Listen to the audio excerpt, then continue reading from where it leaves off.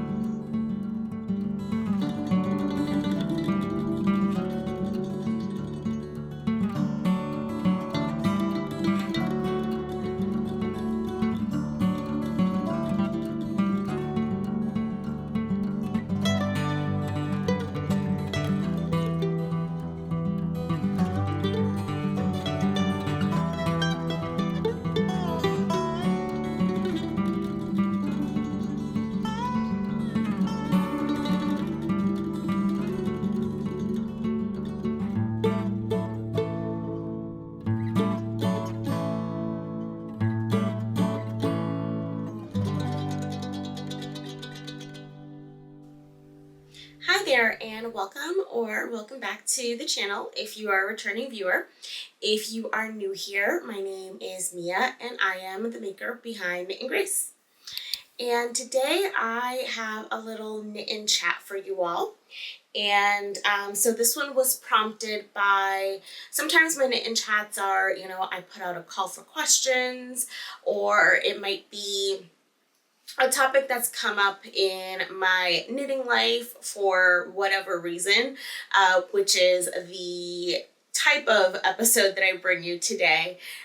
So recently I have been having some conversations around size inclusivity, specifically with a designer around, the lack of inclusivity in their patterns, and then also with some of my friends here in the knitting community, some of us who fall within what would be a standard size range and some of us who do not, and kind of, our stance on size inclusivity. So I wanted to bring the topic to the channel, and I hope that it is a welcome one. So I will start by saying that this is my second time recording this because my first time, I'm not sure what happened, the file corrupted. And so I am recording this as we are upstate at my sister's house. So that's why you see a different background behind me. Although I feel like this is maybe the second knit and chat that I've filmed here. So maybe this is kind of my new knit and chat corner of sorts. And so I'm going to be working on my knitting today, which I will show you. So today I am working on the Inkers Summer Shirt by Petite Knit, and this is what it's looking like so far. I'm working this up, and I guess I should probably do it this way. Here we go. So this is the yoke, and so the design of the top is that you start with a circular yoke, and then you have raglan increases, and then you split for your sleeves and your body, and you work everything top down. The pattern does not have short row shaping, if I recall correctly. However, I will be adding in some short row shaping after I split for the sleeves. So essentially right at the bottom of the upper back. So I will be taking notes along the way in case you all want to see those modifications as well. Today I have my stitch marker let's see if you can see that there.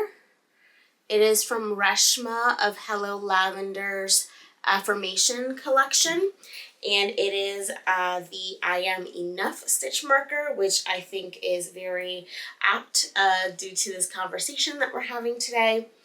And the yarn that I'm using for mine is Lion Brand Kobu in the color mauve. And so this is a yarn that you can pick up at your big box store, and it is a 51% cotton, 49% rayon from bamboo blend, and I'm absolutely loving knitting with this yarn. In terms of what I'm wearing today, it is about 90 degrees outside today. I'll have to insert the Celsius in here for you. But so I'm not wearing any knitwear today. However, I am wearing a me-made top. This is the Hadley top from Grainline Studio, and this is actually my wearable toile that I made for this top, and I made it in this really pretty spring, blue spring floral fabric, which I don't typically wear a lot of blues, but I really gravitated toward this, I guess because it's more of a teal color, and yeah, so that is what I am wearing today. In terms of drinks, so just going through all the bases, I just have water because it is very hot, so I have my Stanley here, which actually I'll take a sip. And I think with that very long intro, we can go ahead and get into the content of today's episode. So again, a knit and chat around size inclusivity. And so I have about sort of 5 different areas that I want to go over today. You know, sort of my thoughts around size inclusivity. And then of course, I want you all to add in your own thoughts, your own opinions in the comments down below. So I guess we will go ahead and start with the first piece, which is really not necessarily around size inclusivity at all. It's actually more so around the design process. And keep in mind that I am not a garment designer. However, I am someone who tests a lot of garments. I knit a lot of garments, and I am a sample maker as well. I've also worked for many years at various yarn shops throughout my knitting career, which, you know, at this point is a very long knitting career, about 15 years long, or very long in my lifespan, I should say. It's about 15 years. I've worked in various different yarn shops. I've collaborated with different yarn brands. I've worked with various designers. I have very close friends who are designers as well. So that's where all of these opinions are coming from. And again, these are my opinions. You do not have to agree with them. However, you know, I'm sharing them with you.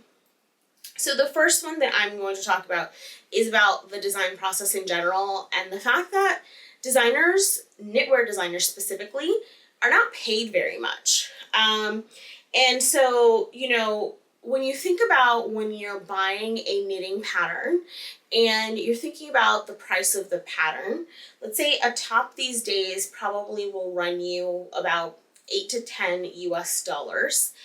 And you think about all of the work that went into creating that design. So the designer has to have an idea. They need to knit a sample. They need to write the pattern. They need to grade the pattern. They typically have to, usually will make either a second sample or have several rounds of reknits on the original sample to make sure that everything is fitting correctly. They're typically paying a pattern, a tech editor or a pattern grader if they are not grading the pattern themselves. And then ultimately they have to put in the hours to get the pattern tested and then out to you. So this is, you know, tens of hours of work that is going into the design process, if not over 100 hours of work that is going into designing one single garment. And the fact that we are able to pay, you know, a very nominal price for that garment means that designers are being underpaid for the amount of work that they are putting into their designs. That said, I'm also a big sewist, as many of you know, and as I've indicated by, you know, the top that I'm wearing. Most sewing patterns are starting at around that $15 to $20 mark. And that again, these are like digital patterns that you then have to print and tile and cut yourself, right? So when you look at the discrepancy in terms of the price point of a knitting pattern and a sewing pattern, it's pretty large. And they're expected to do pretty much the same thing that a sewing designer is doing, just with knitted garments, which quite frankly take a much longer time to create. So, completely understand that there is a very big burden on designers when it comes to designing knitwear. And I understand where maybe somehow and sometimes it might seem to some designers that means that they don't necessarily have a level of responsibility to make sure that their designs are size inclusive. So that's kind of where I'm starting my thought process behind this entire knit and chat. So with all that being said, what exactly makes a knitting pattern size inclusive?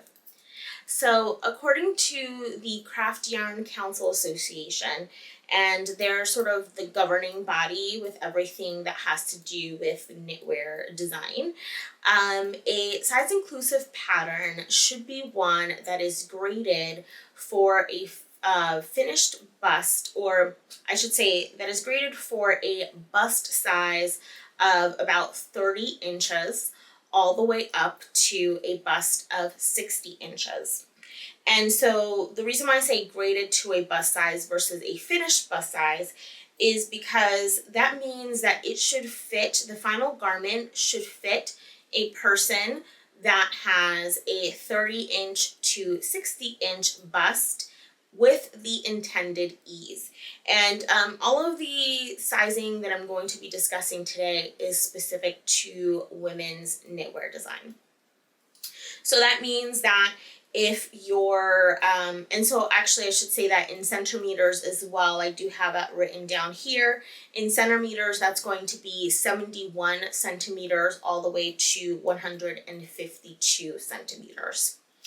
So what that means is if the pattern is fitting this wide size range of individuals, that means that it has to fit them with the intended ease. So that means that if your pattern is meant to be worn with 10 inches of positive ease, then that means your finished measurements for your pattern garments should be from 40 inches all the way up to 70 inches finished bust measurements. And so just to let you know, kind of for reference, where I fall here and why I say that I often fall within a standard size is because I do typically fall in that XL size, which is typically the 5th size in a pattern. And therefore I am somewhat of a standard size, because if you do see patterns that are typically not size inclusive, they will be graded on a very regular basis. You will see them graded from extra small to XL. So I do fall within those measurements, and my specific bust measurement is 46. And then for specifics around my waist and hips, my waist is 40-inch and my hips are 47-inch. In terms of centimeters, that's going to be 117 centimeter bust, 102 centimeter waist, and 120 centimeter hips. So that sort of gives you a reference point for where I fit into a traditional pattern. And so while, again, I still fit into straight size patterns, I still shop at straight size stores, I do consider myself a large bodied individual, even though for all intents and purposes, I have very average measurements for what is considered a North American female body. So I'm not even the exception. And so that's kind of where this sort of process and mindset to me really starts, is that if I myself am considered to be of an average size, then why is a pattern stopping at my size? That means that someone who is larger than me should be able to wear patterns or design or make a pattern, just as much as I am able to make a pattern. You also have patterns that aren't even graded to my size. And I see this quite a bit, especially when I'm seeing some Scandinavian and European designers, where the largest size that they are grading to is like a 42-inch bust, which to me is pretty absurd. Because again, I am not, I guess I am a large body person, but I am by no means above average. I am a very much fit into an average size for the North American body. So, that's kind of where my passion and sort of my thought frame, like my frame of mind around this topic comes in, is that really, if I can't fit into a pattern, then we have something wrong, because again, I am very much average. And so, this kind of goes beyond just, can someone make something for themselves? This is sort of, society as a whole. People who live in larger bodies are marginalized. And I have experienced this myself. By society, by the healthcare system, you're often thought to be lazy. You're often thought to just not be as smart. You're thought to not have initiative because you can't fit into a smaller body. You can't shrink your body. And so this comes with a whole host of issues. Not to mention the fact that people who are in larger bodies typically can't even just walk into a regular store and buy clothing. Now, while I can walk into pretty much any regular store and find something that will somewhat fit my body, I often find myself to be very put off by the experience, because clothing is never going to fit me perfectly right off of the rack, right out of a store. And that gets into shape inclusivity, which I will talk to a little bit further on in the video. But, everyone deserves to be able to clothe themselves with dignity, whether they choose to go to a ready-to-wear store or whether they choose to clothe themselves by making their own clothes, whether by sewing, knitting, or some other crafts. And so therefore, as a designer, if you are not designing for larger bodied people, you are contributing to the marginalization of an already marginalized group of people. And that's where myself and my friends have really been having a lot of conversations around this topic, especially those of us that do fit into what we would consider standard sizes.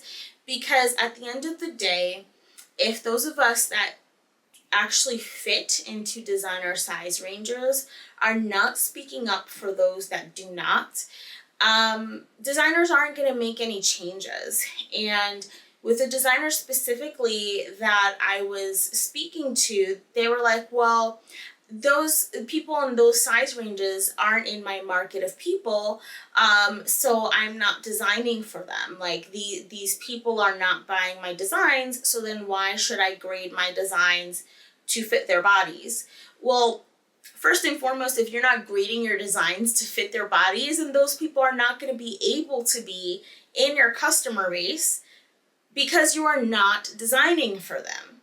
So, it's first and foremost, you need to design for larger bodies before you get that audience of people, right?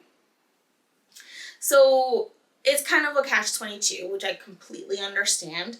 And that's kind of where I think a lot of designers have sort of taken on the mindset or the general rule that if they are putting out tester calls and they're not getting testers for the larger size ranges, they will often still publish the pattern at the full size range. Therefore, the pattern can be marketed as size inclusive, and therefore people in larger bodies would be able to see that they are able to knit the design.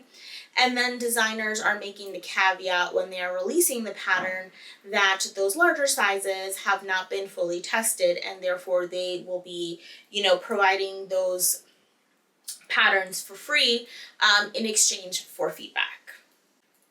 So I think that this sort of gets into the topic of hobby designers and how really, as a designer, you can be more inclusive in your pattern design process. And so, understanding that some people are, designing on the side part-time, either before they're able to go full-time, or they never really wish to go full-time in general. I think that, it's not just your big name designers that have a responsibility to ensure that their patterns are size inclusive, but also what would be a hobby or a part-time designer as well.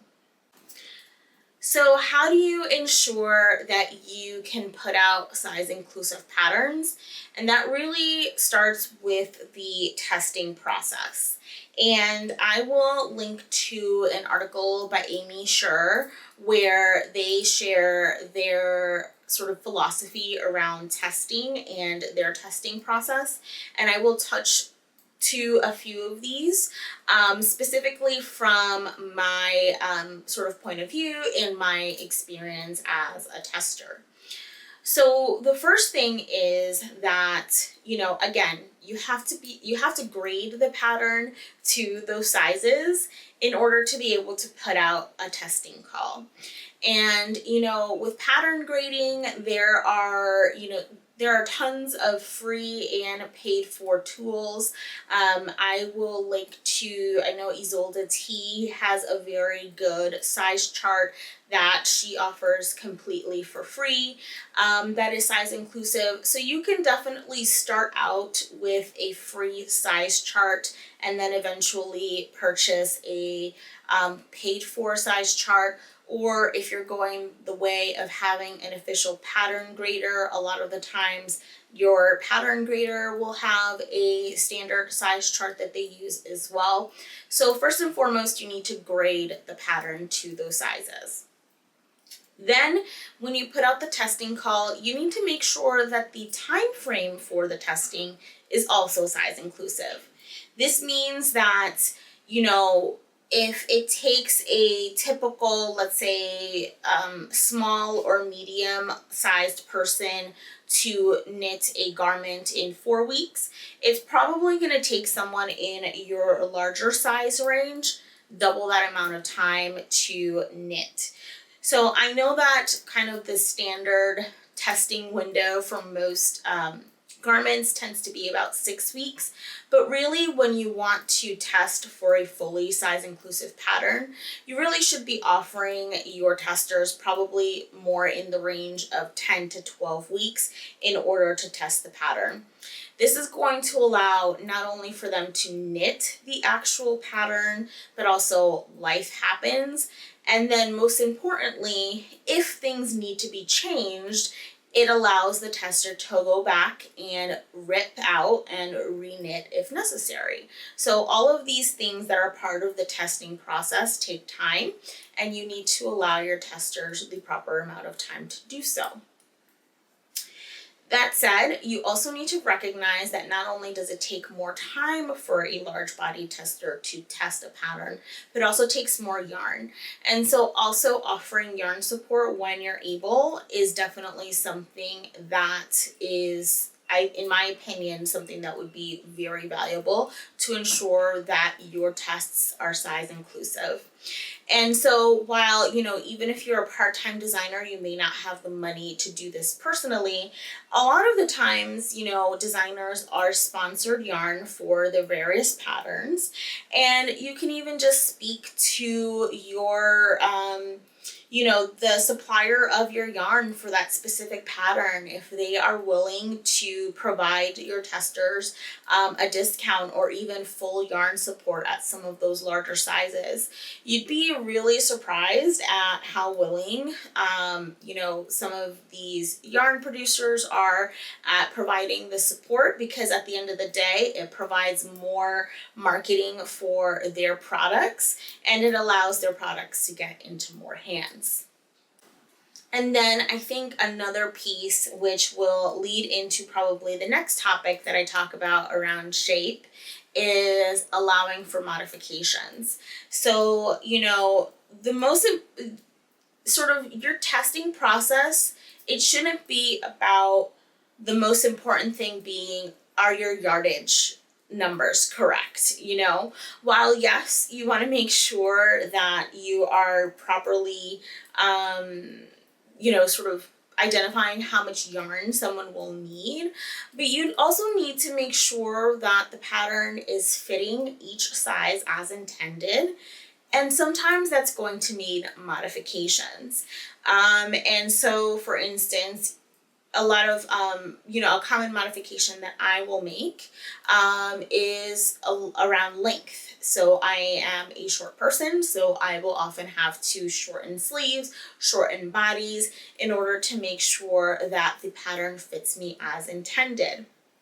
Also, depending on the fit of the pattern, sometimes I need to add in bust darts to make sure that the front of the pattern or the front of the object actually is parallel with the back of the object. If it is not a pattern that is meant to be worn on an oversized fit. So if something is a little bit more fitted, that automatically means that I'm going to have to insert bust darts so that the pattern actually fits me correctly in the front and is not overly cropped, which also means that my yardage is going to be off because of course that's going to add fabric.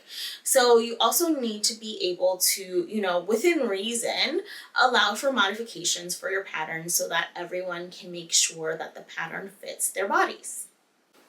And then lastly, I think I spoke to this one a little bit before, and it's not necessarily part of your testing process, but just your pattern release process in general, is making sure that if you are not able to properly get a size tested, still releasing that pattern in that size, and then just letting people know that, the pattern has not been tested for that size, and, you're willing to either provide the pattern for free or provide support for any additional feedback. Or if you don't necessarily feel comfortable releasing the pattern with an untested size, making it very clear that you have at least already graded the pattern for the full size range and that you're going to continue to look for testers for those larger sizes. So I think that is going to take me to the last thing that I want to talk about today, which is shape inclusivity. And so again, there's one thing to have a pattern be size inclusive, so it's graded to all of the sizes possible. And there is another thing to be shape inclusive. And this is one where I think that the onus doesn't necessarily fall on the designer to ensure that their patterns are shape inclusive. However, it is definitely really great when a designer does so, and I think that we need to recognize when they do so, especially because this is sort of a much more complicated process in general. And so the reason, or I guess I should say, start with the difference between size inclusive and shape inclusivity. So size inclusivity is really around, is the pattern graded for the, sort of average body of that size? And so that means, are you providing, again, the pattern availability from a 30-inch to a 60-inch bust? And are you making sure that the basic proportions of the pattern are meant to fit those sizes? And so that gets into sort of the sizing charts and the fact that, you know, the percentage increase across sizes and proportions really changes, you know, depending on the size. So, you know, each sort of area of a pattern isn't going to increase at the same percentage across all sizes, and that's why you would typically use a standard size chart. So you want to make sure that your pattern fits someone within those sizes if you are grading to those sizes. Now then, shape inclusivity means, are you addressing different shapes within those sizes? So are you addressing the fact that maybe someone who has a large bust may be a very busty person, and so they need to size down a size in order to accommodate for their upper bust, and then include bust darts to accommodate for their full bust. And so that's one example of size inclusivity, and, you know, one that I do for, you know, that I do adjust for often. Same would be if someone has a smaller bust. Do you include instructions on how to make an adjustment for a smaller size bust than an upper bust measurement so that the pattern fits that person correctly as well? And so the reason why I think that this isn't necessarily 100% on the designer is that I think that we as folks that are, you know, sort of partaking on this journey of making our own clothing, part of the onus of making our own clothing and making sure that it fits correctly is that we're making our own modifications to make sure that it fits the way that we want. And there are tons and tons of free resources out there. Also, there are ways of like mashing up patterns that maybe you like the fit of the bicep on one pattern and you like the fit of the bust on another. So there are definitely ways to get around the shape inclusivity aspect, and while I think it's definitely a really great step to take, I think the first and foremost, designers just need to be more size inclusive. And so that's kind of where I stand on the shape inclusivity of it all. It's definitely a nice to have. It's I don't think that it is a must have. However, I definitely think that making sure that patterns are graded to at least a 60-inch bust are a must have, especially in this day and age. And I think kind of getting back to the hobby designer piece of it is that, you know, sometimes people who are releasing patterns independently, they're like, well, you know, I can't really grade to those sizes. It's very difficult, or, you know, whatnot. But if you as a designer are submitting, let's say, to a major publication, like a Lina magazine or Knit Picks or, you know, any other magazine, they are going to require that you at a very minimum have a size inclusive pattern. Or most, I should say, will require you to have size inclusive patterns. So I don't think that really self-publishing your patterns is a way to really get around that, you know, size inclusivity and the need to grade your patterns for all sizes. So I went on and on and on, and again, this is kind of the second time that I am filming this video, and I am sure that I did not make sense in places. I feel like I had my thoughts a little bit more organized the first time around that I filmed this, but I hope that you found value in this video and that you are able to get something out of it. Definitely let me know your opinions. Let me know if something that I talked about in this video resonated with you in the comments down below. Are you someone like me who fits into, you know, sort of more traditional sizes and still has to make adjustments, and are raising your voice for those that, you know, don't fit into regular sizes or, you know, traditional straight sizes, I should say. You know, are you someone who is on the other end of the spectrum? I know that there are people who are on the small bust end of the spectrum and still find difficulty sometimes finding patterns that fit their sizes as well. So this isn't necessarily only an issue with large bodied people, it's also an issue with smaller bodied people as well.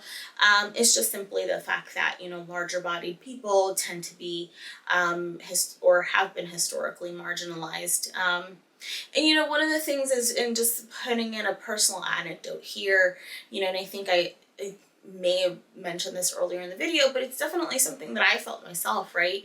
Especially in the healthcare system here in the US. I've finally found a doctor that understands that I am a person of African descent.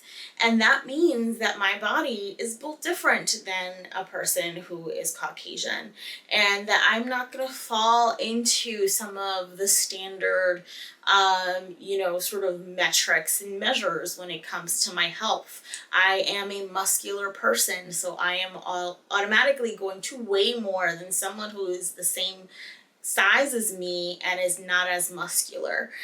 So things like that, you know, it's just, you know, we face so much stigma in every sort of area of our lives, being larger body people, that, you know, when we want to make things for ourselves and we want to feel confident in the clothes that we wear, that's not somewhere that we should be feeling that as well, at least in my opinion. So again, I hope that you found some value in this video. I'm sure I rambled on and on and on, and I hope that I can cut some of this down. And yeah, I mean, I guess that's all I have for today. I will leave it off here. I will see you in my next video, which kind of is a little bit complementary to this one, as I will be talking about fitting a specific pattern to my body, but I will just be going over pattern fitting in general. And so that video is coming up in 2 weeks after you see this one, so definitely stick around for that one if that's something that you're interested in. And until then, I hope that you are enjoying the beautiful spring weather here in the Northern Hemisphere, or as you're heading into fall in the Southern Hemisphere, you're getting nice and cozy and that you're taking care of yourself. Until the next one, I'll see you later. Bye.